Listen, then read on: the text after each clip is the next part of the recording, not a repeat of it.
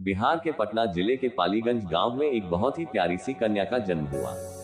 कन्या अत्यंत सुंदर थी। उसके माता पिता अथवा रिश्तेदारों ने जन्म पर खुशियां मनाई। घर में उत्सव जैसा माहौल था।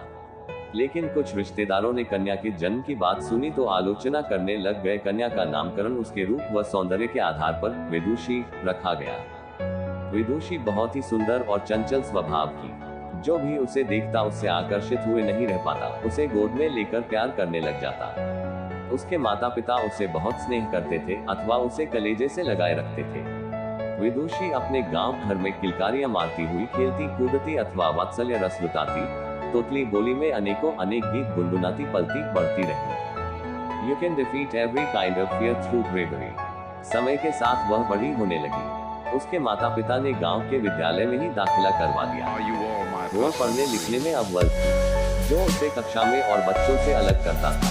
वह जब केवल 8 वर्ष की हुई तभी उसके पिताजी का स्वर्गवास हो गया।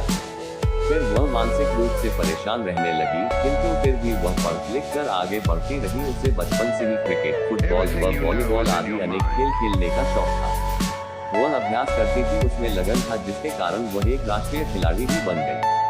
विदुषी एक साधारण परिवार में जन्मी थी। धन के अभाव से उसने हार नहीं मानी। उसने कॉलेज से लॉ वकालत की परीक्षा भी पास कर ली। विदुषी की जिंदगी में एक मोड़ ऐसा आया कि जब वह एक परीक्षा देने के लिए ट्रेन से जा रही थी।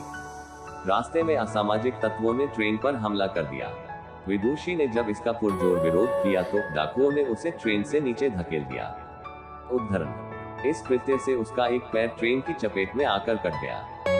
इसके बावजूद विदुषी ने हिम्मत नहीं हारी और निरंतर आगे बढ़ती रही। विदुषी अपने भाग्य के भरोसे न रहकर पूरे जीवन में मेहनत करती रही। उसके नेक इरादे ने एक दिन एवरेस्ट की चोटी भी लंघ दी। अपने देश भारत का झंडा एवरेस्ट की चोटी पर गर्व से लहराता हुआ विदुषी और उसके जज्बे को सलाम कर रहा था। तात्पर्य यह है कि जब आप में लगन व तपस्या की भावना रहती है तो आपके लिए कोई भी कार्य असंभव नहीं रहता। जय साथ ही विदुषी के साथ हुआ एक पैर न होने पर भी उसने एवरेस्ट की दुर्गम में चोटी पर चढ़कर यह साबित कर दिया कि मेहनत और लगन के आगे एवरेस्ट की चोटी भी राय के पहाड़ जैसी हो सकती है। Moral of this motivational story: this Hindi motivational story in short teaches us to fight bravely in every situation.